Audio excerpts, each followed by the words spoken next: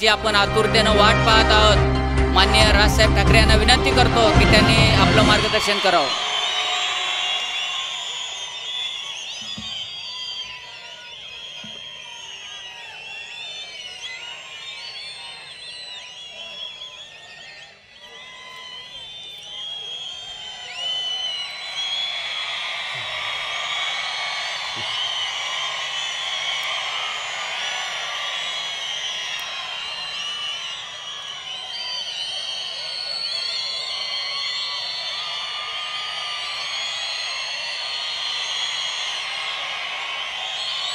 जमलेल्या माझ्या तमाम मराठी बांधवांनो, भगिनींनो आणि मातांनो,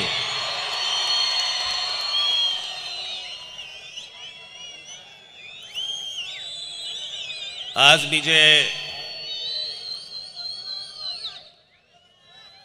आपल्याशी बोलण्यासाठी म्हणून इथे आलेलो आहे,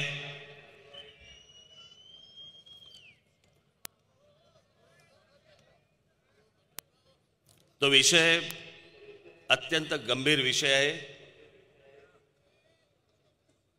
कारण विषय निवडणुकीचा आहे।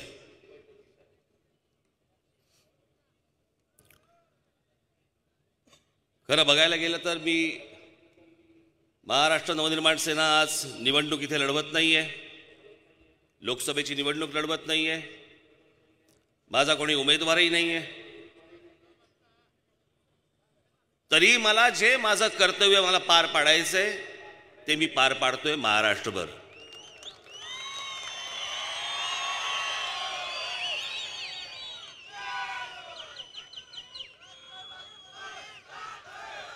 मी का फिरतोय, मी का प्रचार करतोय,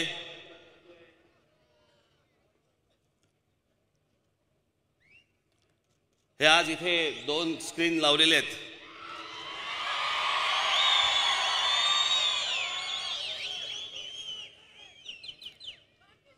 हे सगळं तुम्हाला कुठचा तरी चित्रपट दाखवण्यासाठी केलेले स्क्रीन नाही आहेत।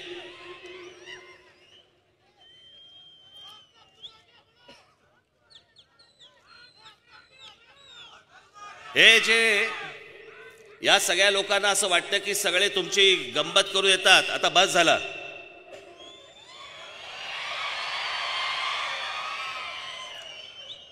या सगळ्या लोकांना आजपर्यंत वाटतं की कोण तुम्ही, 5 वर्षातनं एकदा फक्त मतदानासाठी बोलवायचं, नंतर कोण तुमच्याकडे डोंगून बघतंय, समोर जे मिळेल ते आपलं फक्त तुमच्यासमोर फेकायचं, बोलायचं आणि निघून जायचं।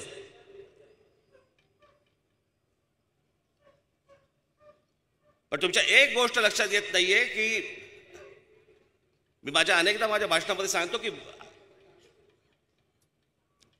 आयुष्य काय वारंवार मिळत नसतं। तुमच्या आयुष्यातली 5-5 वर्ष निघून जात असतात, 5-5 वर्ष।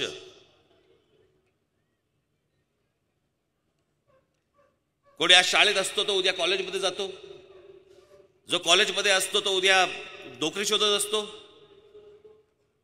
जो नोकरी शोधत असतो तो आपल्या परिवाराचा विचार करत असतो।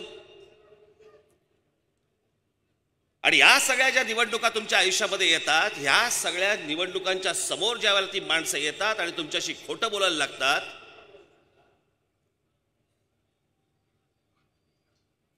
आणि मग या जाहीर सभांना मग एक तुमच्या घोषणा आणि तुमच्या सगळ्या शिट्ट्या आणि या सगळ्या गोष्टींमध्ये हे सगळ्या गोष्टी विरून जातात। तुम्ही येता, ऐकता, विरून जाता आणि लोक परत मूर्ख बनवायला टपलेली असतात तुमच्याकडे। का? कारण आम्ही हा राजकारण, निवडणूक हा विषय आम्ही गांभीर्याने घेतच नाही।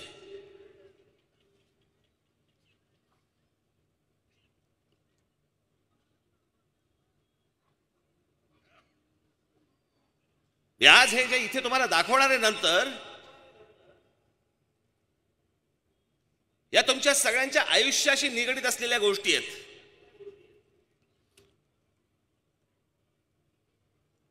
की तुमच्यासमोर यायचं, 5 वर्षातनं एकदा यायचं, तुमच्यासमोर वाटेल त्या थापा मारायच्या, खोटं बोलायचं,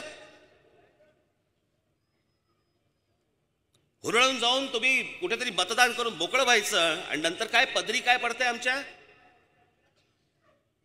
तर गेल्या आमच्या 5 वर्षामध्ये महाराष्ट्रामध्ये 14,000 आमच्या शेतकरी बांधवांनी आत्महत्या केल्या, हे आमच्या पदरात पडणार. 14,000 शेतकरी.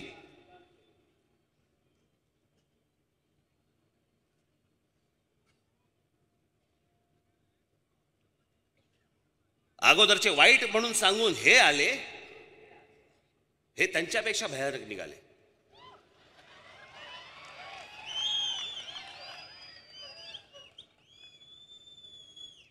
आज राज ठाकरे महाराष्ट्रामध्ये प्रचार करतोय, त्याच्या सभांचा खर्च कसा मोजायचा, भारतीय जनता पक्षाला पडलेला प्रश्न आहे.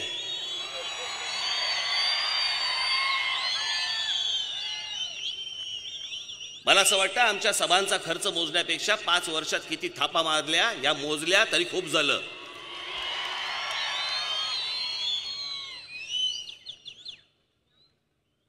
हे एक तंत्र आहे.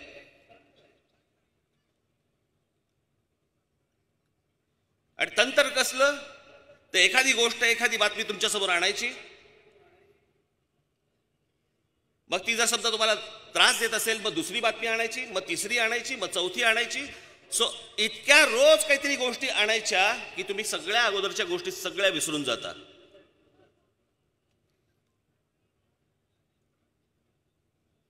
हे सत्ताधारी अगोदर काय बोलून ठेवलंय, या लोकांनी काय करून ठेवलंय, हे तुमच्या लक्षातच राहत नाही. मग नंतर कारण रोज काहीतरी तुमच्या समोर येऊन पडत असतं, त्या मोबाईल फोनवरती, त्या व्हॉट्सअपवरती रोज काहीतरी नवीन येऊन पडतं, मागचं सगळं विसरून जातो आपण.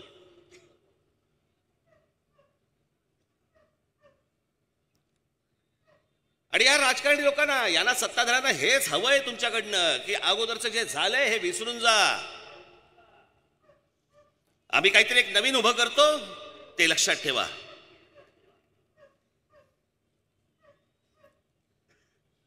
म्हणून आज पंतप्रधान नरेंद्र मोदी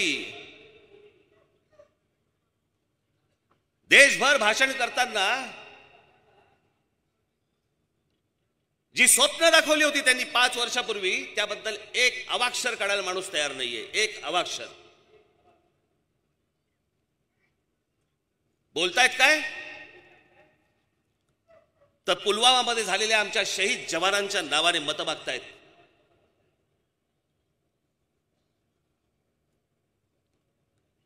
एअर स्ट्राईक केलेल्या आमच्या विमानांच्या पायलटच्या नावाने मतं मागतायत. या यादीचं काय करायचं?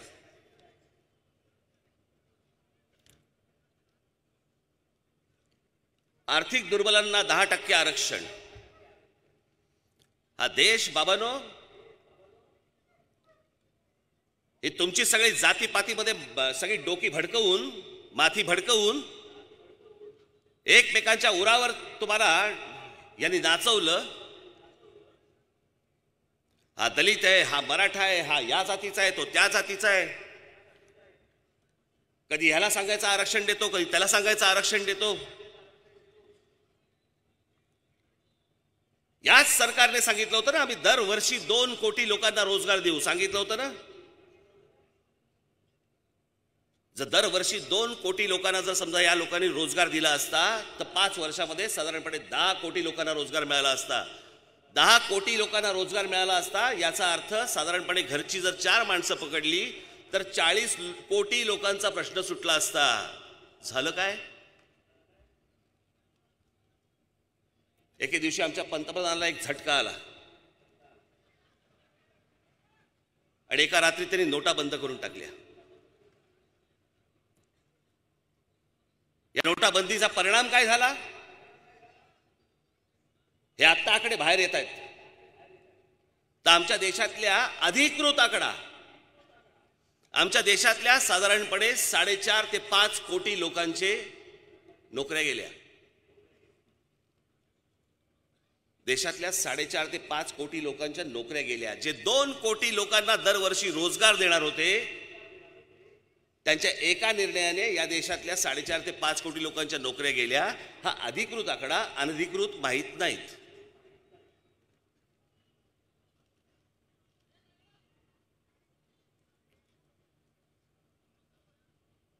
काय सापडलं हाताला? आणि मग हे सगळे प्रश्न तुम्ही विचारू नयेत याच्यासाठी मग काय करायचं? दंगली घडवायच्या, जातीपातीमध्ये सगळी भांडणं लावायची, याच्या नावाने आरक्षण मागितलं की त्याचं डोकं तापतंय, त्याच्या नावाने आरक्षण मागितलं की ह्याचं डोकं तापतंय, भांडा, तुम्ही एकमेकांमध्ये भांडा, हे यांची 5 वर्ष काढून देत आहेत.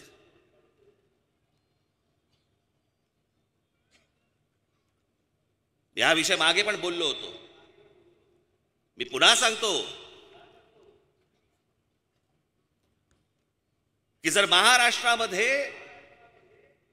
कोणत्याही उद्योगामध्ये, नुसत्या सरकारी नाही, कोणत्याही उद्योगामध्ये समजा महाराष्ट्रातली माझी मराठी मुलं आणि माझ्या मराठी मुली यांना जर काम मिळालं, महाराष्ट्राला आरक्षणाची गरजच नाहीये.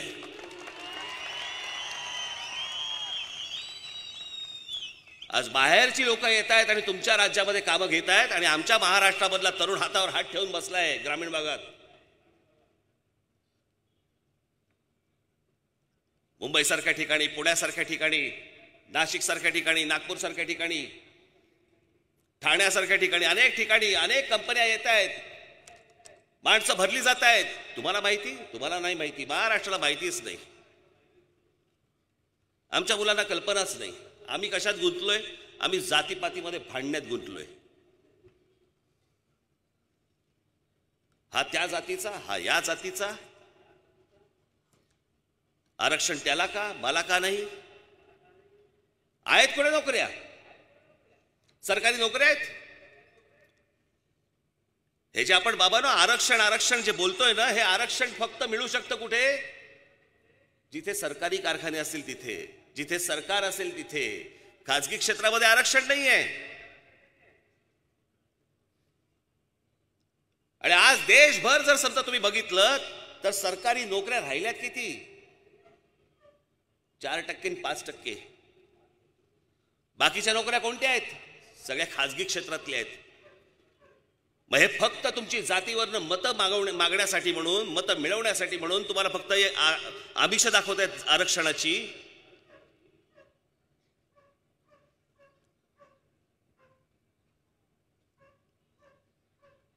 कालच आमच्या बाबासाहेबांचं, परमपूज्य डॉक्टर बाबासाहेब आंबेडकरांची जयंती झाली.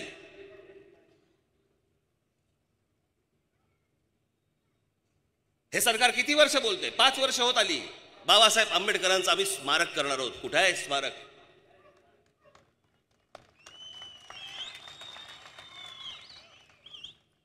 स्मारकाची कल्पना मी दिली होती. माझ्याकडे आजही स्मारकाची कल्पना आहे. जो भूखंड स्मारकासाठी म्हणून आरक्षित केलेला आहे त्या जागी जगातलं सर्वात मोठं वाचनालय उभं करा, जगातली सगळ्यात मोठी लायब्ररी उभी करा. आमच्या डॉक्टर बाबासाहेबांच्या नावावरती ते स्मारक आहे, तिथे जगातली सगळ्यात मोठी लायब्ररी उभी करा. अख्खं जग ज्ञान घेण्यासाठी म्हणून त्या जागी आलं पाहिजे. हे म्हणतात स्मारक. पुतळे उभे करणे म्हणजे स्मारक नाही. आमच्या शिवछत्रपतींचं स्मारक समुद्रात उभे करणार आहेत.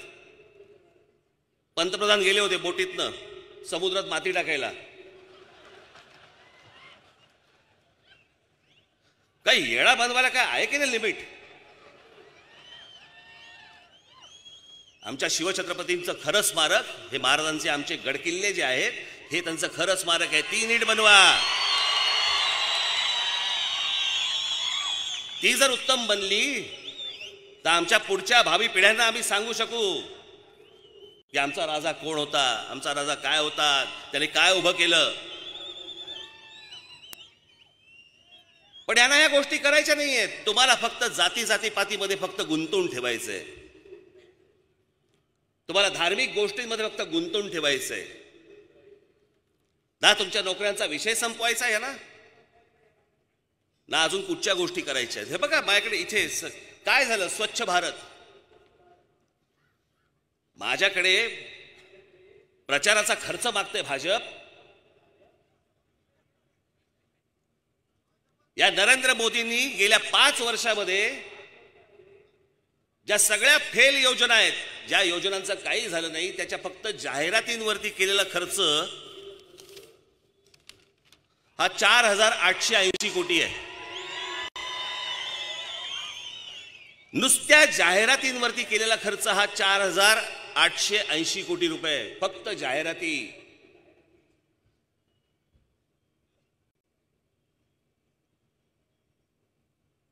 माझ्याकडे खर्च मागताय तुम्ही. या खर्चाचं काय झालं ते पहिलं सांगा.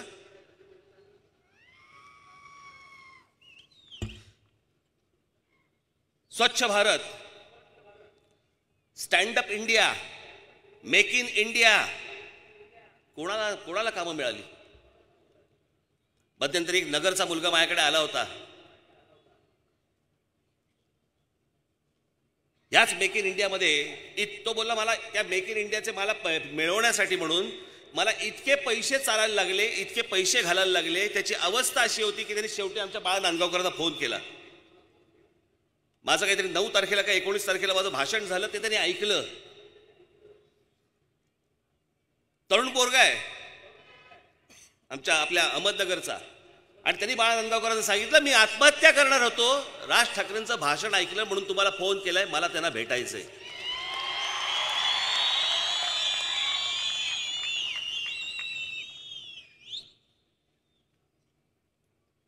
काय झालं त्या मेक इन इंडियाचं? कोणाला कामं मिळाली? काय झालं त्या स्टार्टअप इंडियाचं?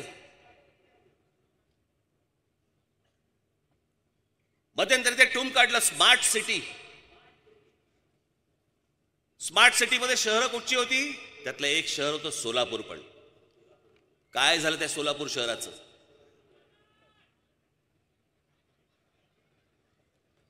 नाशिक महानगरपालिका ज्या वेळेला आपण बघत होतो त्यावेळेला नाशिक महानगरपालिकेमध्ये महानगरपालिका आणि उद्योगपतींच्या पैशांमधनं जे नाशिकमध्ये मी उभं केलं, आज भाजपवाले स्मार्ट सिटीच्या नावाखाली त्या गोष्टी दाखवत आहेत.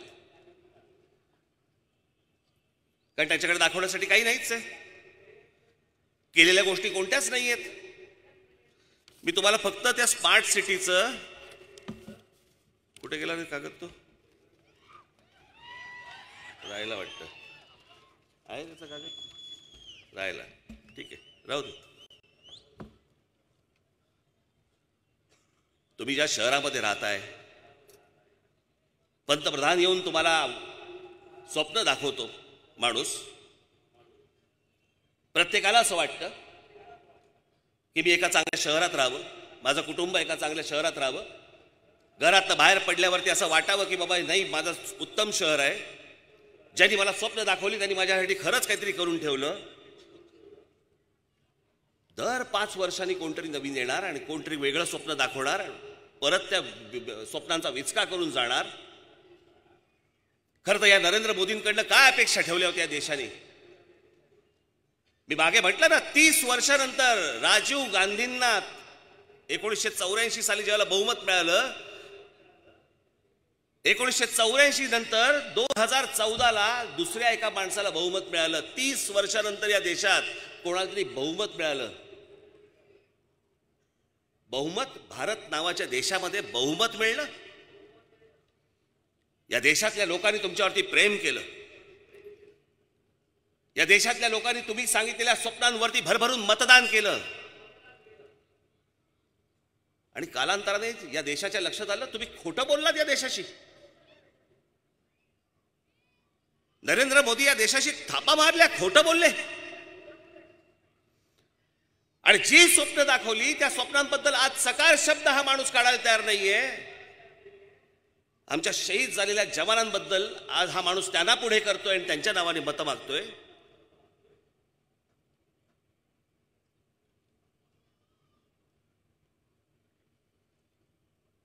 काय बोलायचं म्हणजे मला काही समजतच नाही लोकांचं.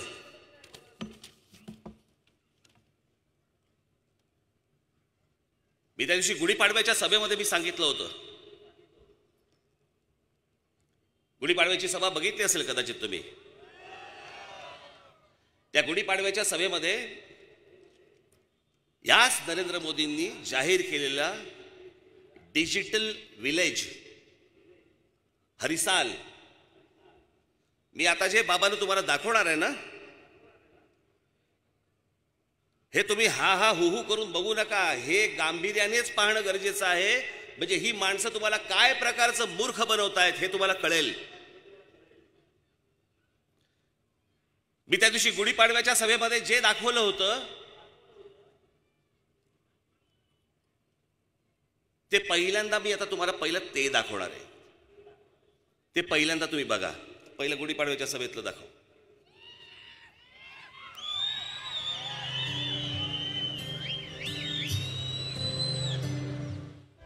स्कूल में आपको टैब मिला है क्या छुटाना? नहीं स्कूल की तरफ से टैब मिला है? नहीं कंप्यूटर है जिन्हें सिखाते हैं. कंप्यूटर है, सिखाते नहीं है. डिजिटल विलेजच्या आरोग्य केंद्रामध्ये आलेलो आहोत. पण मुळातच या आरोग्य केंद्रात डॉक्टरच उपलब्ध नसल्यामुळे टेलिमेडिसिन सध्या गेली 4 महिने झाले बंद आहे असं इथल्या मेडिकल ऑफिसरने सांगितलेलं आहे. आपण आता हरिसाल गावातल्या हेल्थ सेंटरमध्ये आलेलो आहोत आणि तुम्ही त्याची अवस्था बघताय. त्याची भिंतही पडलेली आहे. एक दाखवावी जिम आहे इकडे डिजिटल इंडियाची, हे दाखवण्याकरता ही योजना आहे असं दिसतंय इकडे. या जिमच्या बाजूला राहणारे गृहस्थ आमच्या बरोबर आहेत. आपण त्यांच्याशी बोलूया. याची दुरुस्ती काही झालेली नाही आहे. त्याच्यानंतर माझी आईची याच्यामध्ये मृत्यू झालेली आहे. तुम्हाला फुकट सगळं मिळतं वायफाय वगैरे? नाही, वायफायचं म्हणजे जास्त रेंजच नाही तर. आपण डिजिटल विलेजमध्ये आहोत आणि इथे वायफायची काका सांगतात आपल्याला रेंजच नाही आहे अजिबात. इथे जल्दीफाय कंपनी आहे, त्यांनी तुमचं हे सगळं गाव आहे ते डिजिटल बनवलेलं आहे. जागोजागी टॉवर लावलेले आहेत. तर त्या टॉवरमधनं तुम्हाला सगळ्या गोष्टी फ्री बघायला मिळायला पाहिजेत, फुकट बघायला मिळायला पाहिजेत. तुम्हाला कोणाला पैसे द्यायची गरज नाही आहे. तर तुम्हाला तसं बघायला मिळतं का? नाही नाही नाही, कुठे बघायला भेटून राहिलं? काय आहे? काहीच नाही आमच्याजवळ फ्री. माझ्या पाठीमागेच मी तुम्हाला दाखवतो की टॉवर आहे, पण इथे वायफायची रेंजच आपल्याला मिळत नाही. त्यामुळे बऱ्याचशा ज्या गोष्टी ऑनलाईन आहेत त्या ऑनलाईन इथे होताना आपल्याला दिसत नाही. काहीच नाही सांगितलं डिजिटल काय आहे, काय त्यावरून वापरतात, कायच्यासाठी आहे. फक्त डिजिटल आहे एवढं माहीत आहे. मॅडम आपल्याकडे स्वॅप मशीन आहे का? नाही आहे. नहीं नाही, नहीं नाले. काका आपल्याकडे स्वॅप मशीन आहे का? शॉपपासून नाही. तुमच्या बँकेत खातं आहे का? हां खाता आहे. तुमच्याकडे ATM कार्ड आहे का? नाही आहे. मग तुम्ही पैसे कसे काढता बँकेतनं? अकाउंटमध्ये म्हणजे बँकेत जाऊन काढता का तिथे मशीनमध्ये पैसे काढता? बँकेत जाऊन. हां. मग तुम्हाला बँकेने कार्ड नाही दिलं का? नाही. डिजिटल इंडिया आपण म्हणतो, पण बऱ्याचशा कस्टमरकडे बँकेचं ATM कार्डच नाही आहे. ये खेती आपकी है क्या? हाँ. सिर्फ खेती करते हो यार और कुछ? बस खेती काम. खेती काम ही करते हो. हाँ. ये गांव डिजिटल हुआ, आपको पता है ना आपको? हाँ. आप मोबाइल यूज करते हो क्या? मोबाइल नहीं ना अपने पास. मोबाइल नहीं है. हाँ नहीं. घर में किसी के पास? घर में भी नहीं है.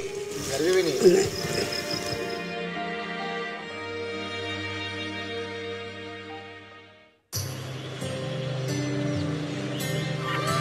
आज गावातील प्रत्येक शाळा, आरोग्य केंद्र डिजिटल झाले.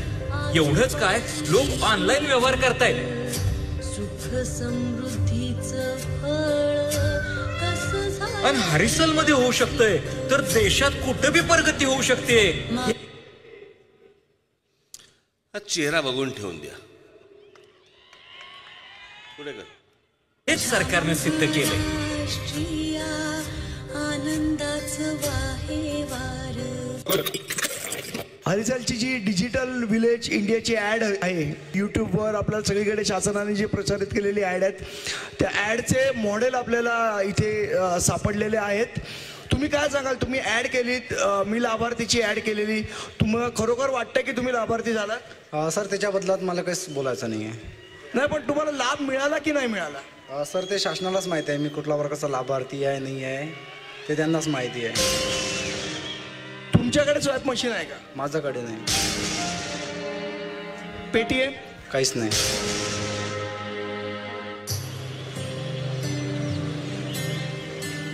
मी लाभार्थी होय, हे माझं सरकार. होय हे माझं सरकार.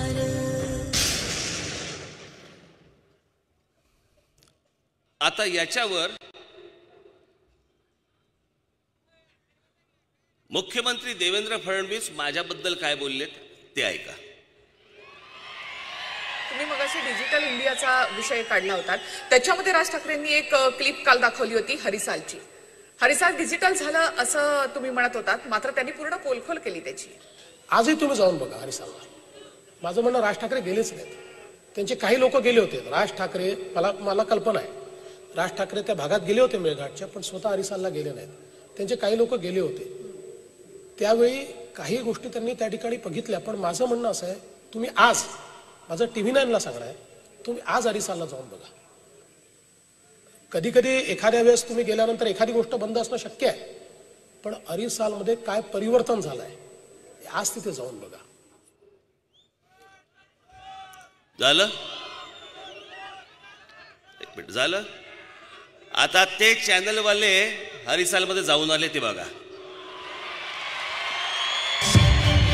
अमरावतीच्या मेळघाटातलं हेच ते हरिसाल गाव. राज ठाकरे यांनी आपल्या भाषणातून पोलखोल केल्यानंतर TV9च्या टीमनं या गावात दाखल होत सत्य परिस्थितीची पडताळणी केली. हरिसाल सोबत मेळघाटातल्या 73 गावांना डिजिटलच्या माध्यमातून जोडण्याचा भाजपचा दावा पाहूयात किती खरा ठरला आणि किती खोटा. प्रत्यक्षात आमची टीम गावात दाखल झाल्यानंतर गावातले ऑनलाईन व्यवहार ठप्प झालेले दिसले. नहीं सर, स्वैप मशीन तो अभी तक कुछ नहीं मिली है. उनके तरफ से देने वाले थे, शायद उन्होंने बोले भी थे ऐसा, मगर अभी तक कुछ मिला नहीं है ऐसा. हम तो कैश पेमेंट करते हैं, कोई आते हैं बाहर से, वैसे कोई बहुत जन टूरिस्ट लोगों आते हैं यहाँ पे घूमने के लिए, वो आते ऑनलाइन पेमेंट करते, सामान लेने आते तो ऑनलाइन पेमेंट के लिए बोलते हैं, वो स्वैप मशीन के जरिए कर सकते हैं क्या आप. तो हमारे पास तो मशीन है ही नहीं ना सर, हम कहाँ से करेंगे. गावात महाराष्ट्र बँकेचं केवळ एकच ATM असून ते सुद्धा गेल्या 1 महिन्यांपासून बंद आहे. बँकेच्या सेवा डिजिटल देण्याचा भाजपचा दावा इथे पुरता फोल ठरला.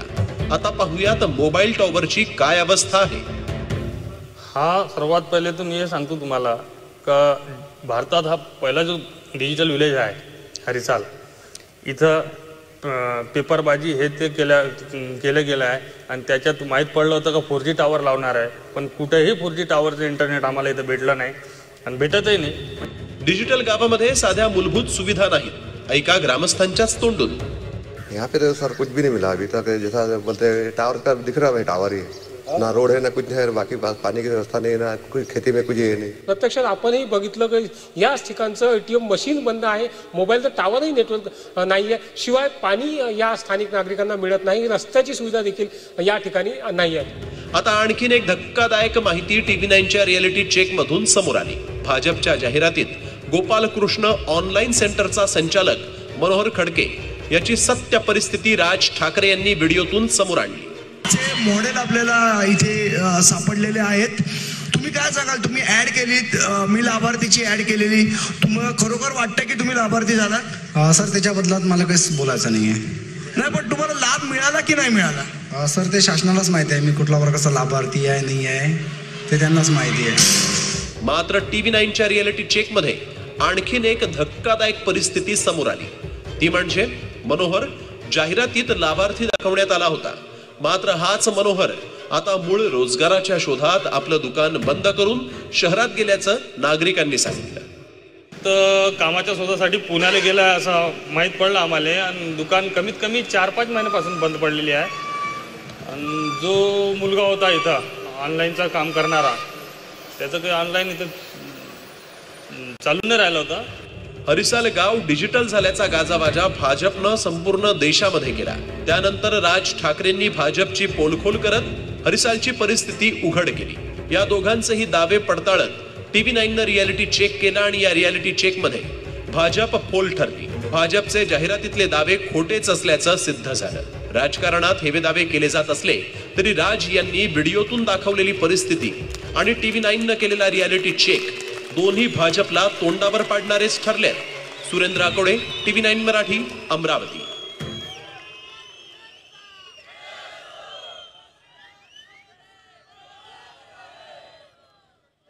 बहुमत दिल्यानंतर पण तुम्हाला या जनतेशी खोटं बोलावं लागतंय.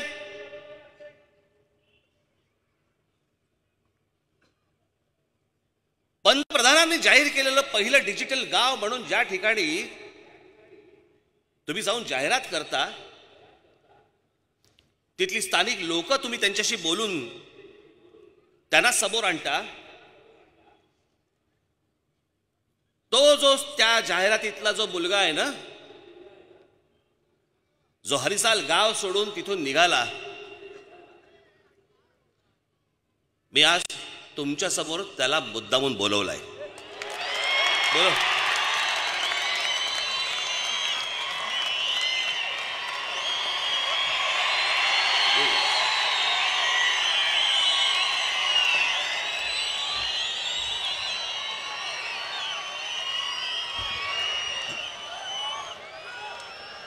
ह्याचं तिथे काहीही झालं नाही म्हणून हा तिथे कामासाठी म्हणून तिथनं बाहेर पडला आणि पुण्या मुंबईमध्ये कुठेतरी मला काम मिळेल का या शोधामध्ये आला. तिथे आपल्या काही लोकांना हा भेटला, त्याच्यातनं हा माझ्या संपर्कामध्ये आला.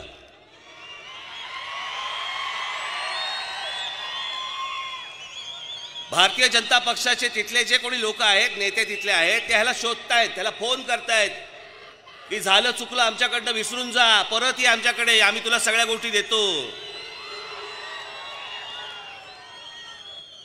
जवळ बस.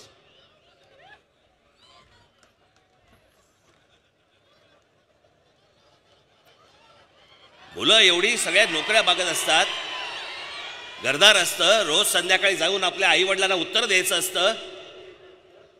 प्रत्येक मुलाला वाटत असतं, प्रत्येक मुलीला वाटत असतं की माझा संसार मोठा व्हावा, माझ्या घरच्यांना, ज्यांनी मला पाळलं, मोठं केलं, उभं केलं, मी स्वतःच्या पायावरती उभं राहून माझ्या आई वडिलांना कुठेतरी उभं करीन, त्यांना आनंद देईन, असा प्रत्येकाचा एक विचार असतो. ती जी जाहिरात केली आहे ना राज्य सरकारने, ती जाहिरात पण ह्याला मुंबईला बोलवला आणि मुंबईच्या आसपास शूट केली. म्हणजे जाहिरात पण हरिसालमध्ये केली नाही का? कशासाठी करताय तुम्ही हे?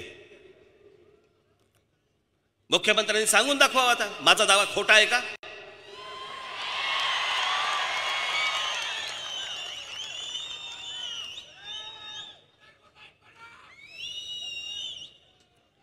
या सगळ्या गोष्टींकडे हे बघा, मी ज्यावेळेला तिथे पोहोचलो, तिथे मी ज्यावेळेला गेलो त्यावेळेला आमच्या संदीप देशपांडे आणि या लोकांना, त्यांनी मला तिकडे कोणीतरी माहिती सांगितली. मग मी जरा त्यांना सांगितलं, म्हटलं जरा जा तिथे गावात जाऊन बघा जरा. त्यांनी ही सगळी धक्कादायक माहिती आणली. मुख्यमंत्री सांगतायत राज ठाकरे तिकडे गेलेच नाहीत.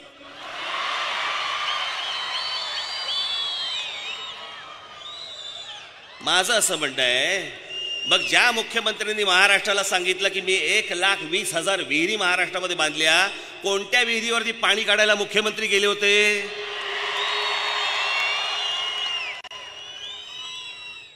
काय थापा मारायला काय आहे की नाही मला कळतच नाही. 1,20,000 विहिरी बांधल्या म्हणतात.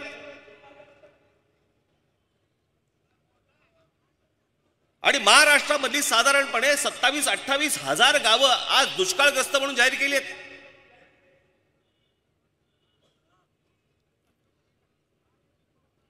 आज मराठवाड्यामध्ये बघितलं तुम्ही, कसा सोलापूर जिल्हा घ्या, मी कालच माझ्या नांदेडच्या सभेमध्ये सांगितलं, मराठवाड्यामध्ये तर जवळपास 1,000-1,200 फूट खाली पाणीच मिळत नाहीये. गावाच्या गावच सोडून लोक बाहेर तांडेच्या तांडे बाहेर पडतायत गुराढोरांना घेऊन. खोटं बोलता लोकांची. आणि मग ह्या सगळ्या गोष्टी जर लपवायच्या असतील, मग लपवण्यासाठी काय करायचं?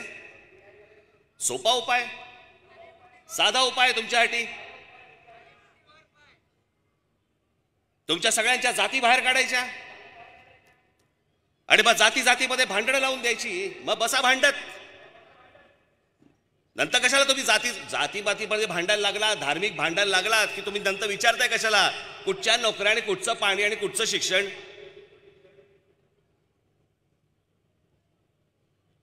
या लोकांना हेच हवंय. जे या लोकांनी केलेलं नाही ते तुम्ही विसरून जावं. आणि म्हणून नवीन नवीन नवीन नवीन गोष्टी काढल्या जातात. मी 4 वर्षापूर्वी सांगितलं होतं, 4 वर्षापूर्वी कल्याण डोंबिवली महानगरपालिकेच्या निवडणुकीच्या वेळेला सांगितलं होतं की जसा निवडणुका जवळ येतील तसे हे युद्ध सदृश परिस्थिती निर्माण करतील, जी त्यांनी केली. आज आमचे पुलवामामध्ये जवळपास 40 आमचे जवान शहीद झाले आणि हे जवान शहीद झाल्यानंतर त्याच्यानंतर एअर स्ट्राईक दाखवत आहेत आणि आज पंतप्रधान तुमच्या समोर येऊन काय सांगतायत ऐका.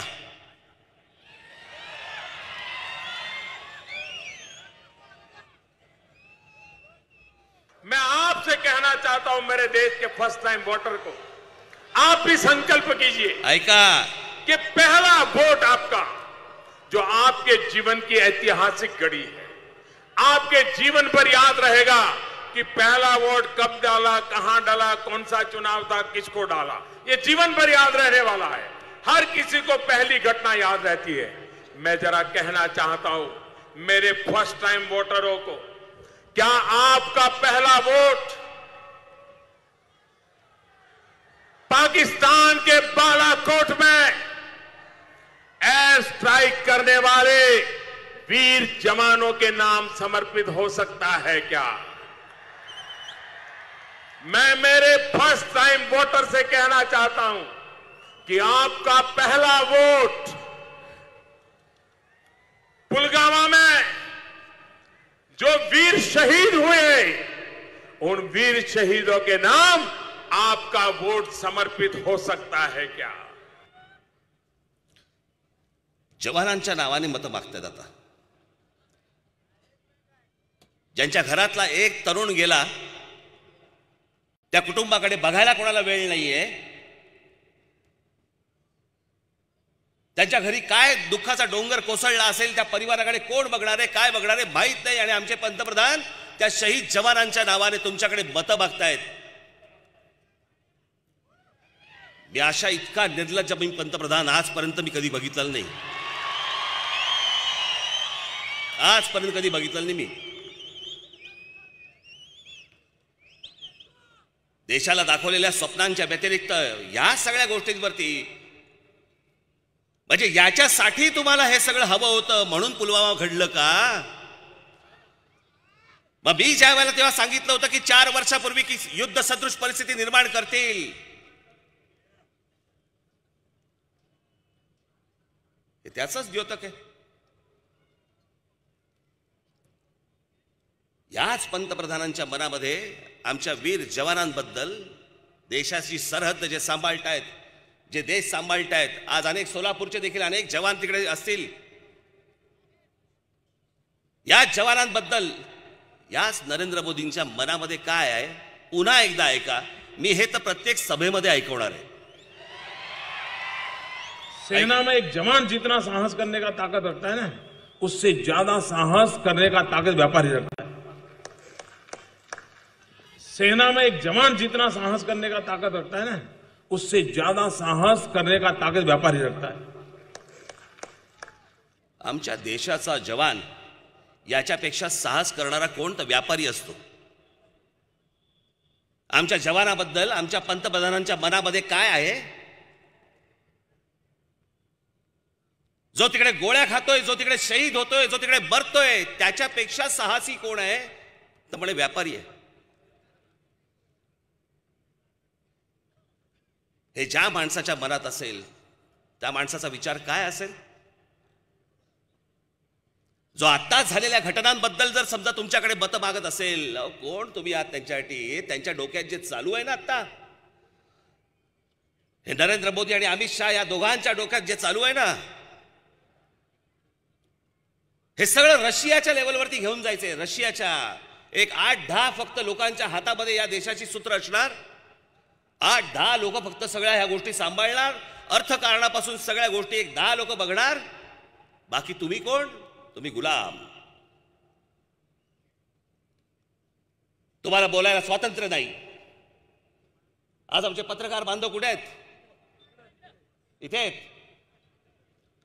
आज लिहू शकतायत, पण दुर्दैवाने या देशामध्ये जर समजा परत हे आले, ह्यांच्या समोर घटना घडतील पण हे लिहू शकणार नाहीत. यांच्या समोर घटना घडतील पण हे बोलू शकणार नाहीत. संपूर्ण देशाची गळचेपी करून टाकतील.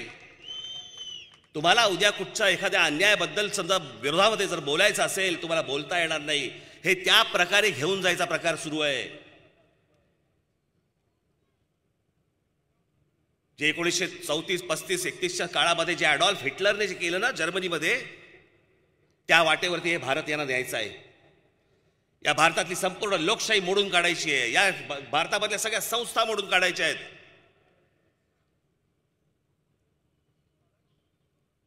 हे जे चालू आहे त्यांचं सरळ चालू नाहीये. म्हणून मी आज कोणताही उमेदवार उभा न करता, पक्षाचं कुठचंही काही निवडणूक न लढवता मी तुमच्या समोर आलोय. फक्त तुम्हाला जागा करायला. बाबांनो, पुन्हा बळी पडू नका.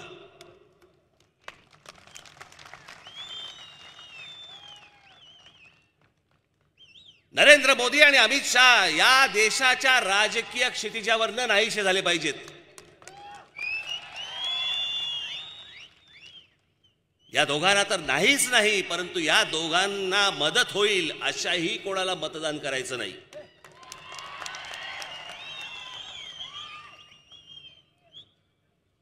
ही माणसं तुमच्याशी खोटं बोलली आणि खोटं बोलली तर बोलली, पुन्हा निर्लज्जपणे तुमच्या समोर येऊन सांगतायत की काय फरक पडतोय. आम्ही असं काही बोललोच नव्हतो, आम्हाला असं काही सांगायचंच नव्हतं. याच पंतप्रधानांनी सांगितलं होतं की मी या देशातल्या परदेशामधनं मी पैसे आणीन. जो काळा पैसा परदेशामध्ये आहे तो पैसा सगळा मी इथे परत आणीन, भारतामध्ये आणीन. आणि या देशातल्या प्रत्येक माणसाच्या खात्यामध्ये मी 15-15 लाख रुपये टाकीन. बोलले होते की नव्हते? हाच प्रश्न ज्या वेळेला अमित शहाना विचारला, तुमच्या व्हॉट्सअपवरती कधीतरी एखाद्या वेळी तुम्ही हा पाहिलेला असणारच आहे, पण विसरून जातो माणूस. मी पुन्हा तुम्हाला जागा करण्यासाठी मी पुन्हा एकदा व्हिडिओ दाखवतोय. हा हसण्यावारी नेऊ नका. हे तुम्हाला गृहीत धरतायत. ब्लैक मनी भी मुद्दा बना हुआ है. माना आप कह रहे हैं कि हमने तो एसआईटी बना दी थी, हम एक्शन ले रहे हैं और पूरी कार्रवाई हो रही है और काला धन आएगा, लेकिन जो चुनावी भाषण में प्रधानमंत्री ने बात कही उसको वो बार बार दोहरा रहे हैं कि 15 लाख रुपए अकाउंट में क्यों नहीं आ रहे. देखिए, ये जुमला है. किसी के अकाउंट में 15 लाख रुपया कभी नहीं जाता, वो उनको भी मालूम है और आपको भी मालूम है, देश की जनता को भी मालूम है. ये जो काले धन वापिस लाकर गरीबों को फायदा पहुंचाने की बात है.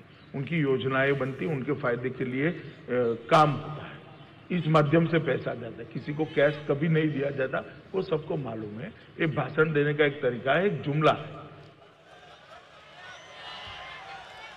ये एक भाषण देने का तरीका है, ये एक जुमला है. म्हणजे तुम्हाला मूर्ख बनवलं. हेच माणसं तुम्हाला गृहीत धरतायत. आजपर्यंत असंच गृहीत धरलं. आम्ही हा हा हो हो ही ही करत बसलो. आम्ही कोणाच्या सभा असल्या तर आम्ही शिट्ट्या वाजवत बसलो, सगळ्या गोंधळ घालत बसलो. म्हणून मी आज हे जे तुमच्या समोर दाखवल्या ना गोष्टी, हे एवढ्यासाठीच आहेत. एक तर बाप दाखवा ना तर श्राद्ध घाला.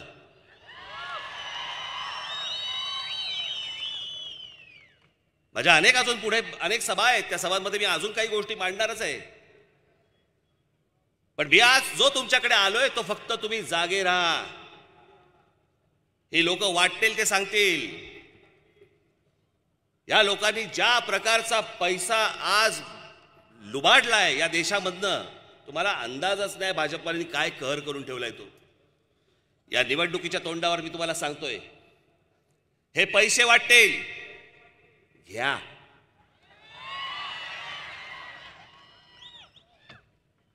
जर पैसे वाटले तर घ्या. ह्यानी देश ह्यानी रिकामा केला, देश ह्यानी लुटला. हीच वेळ आहे ह्यांना लुटायची.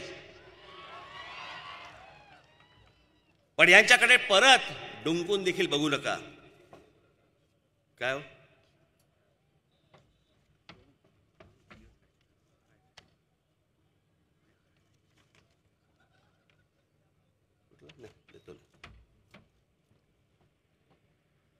ही माणसं तुम्हाला फक्त नाचवत राहतील. किती खोटं बोलायचं. वाटलं पहिले अगोदरचे वाईट म्हणून ह्यांच्या हातामध्ये सत्ता दिली. हे असे निघावेत. ज्या माणसावरती विश्वास टाकला त्यांनी केसाने गळा कापावा. आज आमच्या देशामध्ये ज्या बलात्काराचं प्रमाण 2014 पासून 2018-19 पर्यंत जे वाढलंय या देशामधलं, हे त्याच्या आधीही नव्हतं. या संपूर्ण नोटबंदीमुळे आज सोलापूरमधल्या अनेक कारखाने, जवळपास इकडे यंत्रभाग कामगार कारखाने, याच्यामध्ये 84,000 जण काम करत होते, आज 44,000वरती आलेत. 44,000 लोकांच्या नोकऱ्या गेल्यात, कामं मिळत नाहीयेत. संध्याकाळी घरच्याला तोंड कसं दाखवायचं कळत नाहीये या ह्यांच्या एका निर्णयाने. विरोधी पक्षामध्ये असताना जीएसटीला विरोध केला, सत्ताधारी झाल्यावरती जीएसटी आणला. ज्या ज्या गोष्टींना या माणसाने विरोध केलेला आहे, निवडणुकीच्या अगोदर सत्तेवरती आल्यावरती त्यांनी त्याच गोष्टी केलेल्या आहेत. कसा विश्वास ठेवायचा यांच्यावर?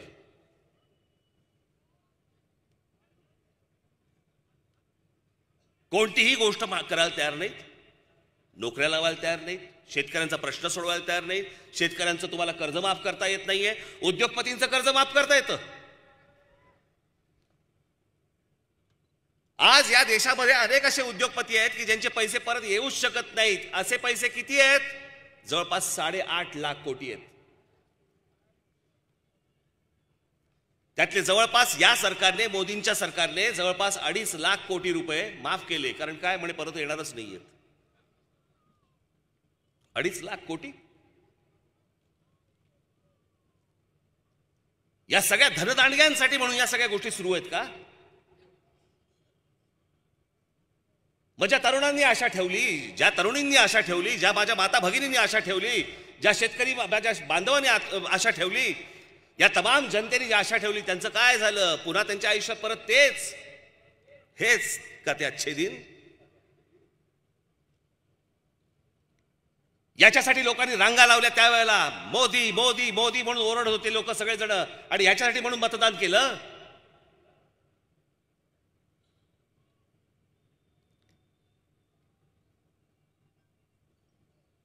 शी, काय बोलायचं या लोकांना?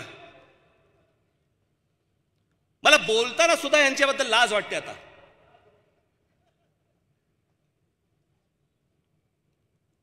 की तुम्ही इतकं प्रेम करता, तुम्ही इतका विश्वास दाखवता, आणि इतका विश्वास दाखवल्यानंतर देखील जर इतकं खोटं बोललं जाणार असेल, आणि दुसऱ्याच लोकांसाठी निवडणुकीच्या आधी काय म्हणत होते? पाकिस्तानला लव्ह लेटर पाठवायचं बंद करून टाका मनमोहन सिंगांनी. पंतप्रधान झाल्यावरती शपथविधीला तुम्ही पाकिस्तानचा नवाज शरीफांना शपथविधीला बोलवता. काहीही कारण नसताना हवेतल्या हवेत विमान फिरवून तुम्ही पाकिस्तानला, लाहोरला जाता का? अहमदाबाद त्यांच्या कुठेतरी जागी जाता, आणि तिकडे जाऊन बिर्याणी खाता, तिकडे जाऊन केक भरवता नवाज शरीफना. काय वाटलं असेल आमच्या जवानांना? जे ह्याच्या अगोदर जे शहीद झाले त्या सगळ्या जवानांच्या परिवाराला काय वाटलं असेल की अरे, ज्यांनी आमच्या पोराबाळांना मारलं त्यांच्याकडे जाऊन हे त्यांना केक भरवतायत.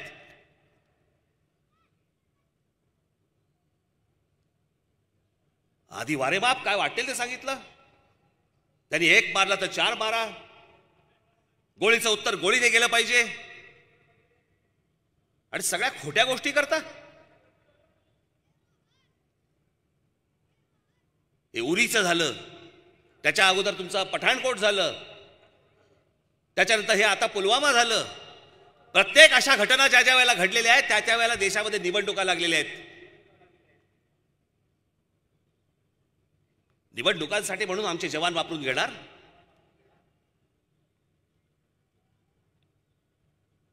त्या आई वडिलांनी काही एवढ्यासाठी त्यांना जन्म दिलाय? जर खऱ्या अर्थाने शहीद झाले तर त्यांच्या नातेवाईकांना, त्यांच्या घरच्यांना देखील आनंद होईल की नाही, माझा पोरगा शहीद झाला. हकनाक मारला गेला. हेच मोदी विचारत होते ना अगोदरच्या सरकारला, आरडीएक्स कुठून येतं मला सांगा, शस्त्र येतात कुठून सांगा, सरहद तर आपल्या हातातच आहे. मग मनमोहन सिंग सांगा हे येतं कुठून? मग जे आमचे 40 जवान गेले तिकडे, जो आरडीएक्सचा बॉम्ब ब्लास्ट जो झाला, मोदींनी सांगावं मला आरडीएक्स आला कुठून, ती शस्त्र आली कुठून? आहेत का उत्तर? यांच्याकडे उत्तर नाहीत. म्हणून मी बाबांनो तुम्हाला सांगायला आलोय, हे सगळे खोटे पाडणारे जी लोक आहेत ना, हे नरेंद्र मोदी आणि हे अमित शाह पुन्हा पुन्हा कधीही या देशाच्या राजकीय क्षितिजावरती दिसता कामा नयेत याची खबरदारी तुम्ही इथे घेणं गरजेचं आहे आणि तो विचार करूनच आपण सगळेजण मतदानाला जाल अशी एक आशा अपेक्षा सगळ्यांकडे मी बाळगतो आणि आपणा सर्वांची मी रजा घेतो. धन्यवाद. जय हिंद, जय महाराष्ट्र.